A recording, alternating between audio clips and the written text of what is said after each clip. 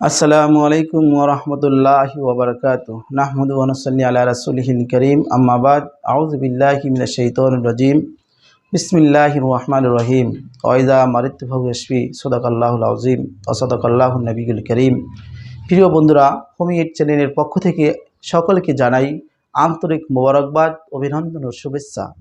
আমি ডাক্তার ইসমাইল হোসেন রিয়াজ স্বাস্থ্য বিষয়ক পরামর্শ নিয়ে আসি আপনাদের পাশে। আমাদের এই চ্যানেলের মূল উদ্দেশ্য হচ্ছে স্বাস্থ্য বিষয়ক নানা ধরনের পরামর্শ প্রদান করা, রোগ সম্পর্কে সচেতন, রোগের আরোগ্য সম্পর্কে সচেতন এবং পথ্যাদি বিষয়ে জানানো। আজকে আমি আপনাদের সামনে এমন একটা বিষয় তুলে ধরব। আমার পূর্ববর্তী অনেক ভিডিও ছিল কনস্টিপেশন কষার উপরে, যেটা পায়খানা মল কষা, এই বিষয় নিয়ে আমি আলোচনা করেছি।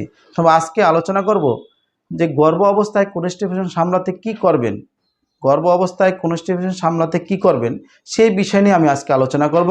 তবে মূল বিষয়ে যাওয়ার আগে চলে যাই মূল আলোচনায়।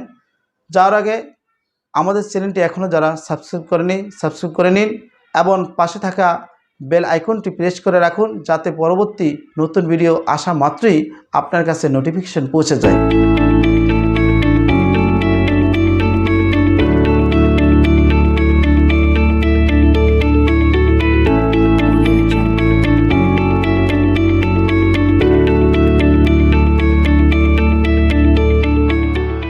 বন্ধুরা, গর্ভ অবস্থায় কনস্টিপেশন সামলাতে কি করবেন, কিভাবে আপনি সামলাবেন, কিভাবে নিয়ন্ত্রণ করবেন, যে পায়খানা কষা হয়ে গেলে কিভাবে নিয়ন্ত্রণ করবেন।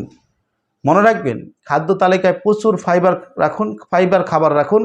এর ফলে কষা কনস্টিপেশন যেমন কমবে, তেমনি শরীর ভিটামিন, অ্যান্টিঅক্সিডেন্ট পাবে। প্রতিদিন একজন গর্ভবতী মহিলার মায়ের 25 থেকে 30 গ্রাম ডায়েটারি ফাইবার খাওয়া উচিত। তার জন্য আপনাকে বেশি করে ফল, সবজি, বিনস, মটর, শাল এবং গোটা শস্য খেতে হবে। ফ্রুট সল্ট খেতে পারেন, রোস্টেড সুইট কর্ন খেতে পারেন। গর্ভাবস্থায় প্রচুর জন্য জল খাওয়া উচিত। আপনার শরীরে যেন জলের অভাব না দেখা দেয়। অন্য সময় থেকে জল খাওয়ার পরিমাণ গর্ভাবস্থায় দ্বিগুণ বেড়ে যায়। এর ফলে আপনার কনস্টিপেশন কমবে। একবার বেশি খাবেন না, বারে বারে অল্প অল্প করে খান। দিনে 5 থেকে 6 বার অল্প অল্প করে খান। এতে আপনার খাবার হজম করতে সুবিধা হবে, খাবার ভালো হজম হবে, কনস্টিপেশন বা কষা কমবে। একসঙ্গে অনেকটা খেয়ে ফেললে হজম করতে সমস্যা হয়। গর্ভাবস্থায় বিশ্রাম নিতে হয় বলে সব সময় শুয়ে বসে কাটাবেন না। বিশেষ কোনো জটিলতা না থাকলে স্বাভাবিক কাজকর্ম করুন। ডাক্তারের সঙ্গে কথা বলে রোজ কিছুটাও ওয়ার্কআউট করুন, হাঁটাহাঁটি করুন সকাল বিকাল। তাহলে আপনার শরীর সুস্থ থাকবে এবং গর্ভাবস্থায় কনস্টিপেশন সামলাতে সক্ষম হবেন। তারপরে যদি আপনার কোনো সমস্যার সম্মুখীন হয়ে যায়, এই ঘরোয়া উপায়ের পরেও যদি আপনি সামলাতে না পারেন, অবশ্যই আপনি একজন রেজিস্টার হোমিওপ্যাথিক চিকিৎসকের মাধ্যমে আপনি চিকিৎসা করাতে পারেন এবং আপনার চেক আপ করে নিতে পারেন, যাতে করে আপনি এই গর্ভ অবস্থায় কনস্টিপেশন সামাল দিতে পারেন। আমি আশাবাদী বন্ধুরা, আমার এই আলোচনা শুনে আপনারা উপকৃত হবেন। বন্ধুরা, আজ আলোচনা এই পর্যন্তই। পরবর্তী ভিডিও দেখার আমন্ত্রণ রইল।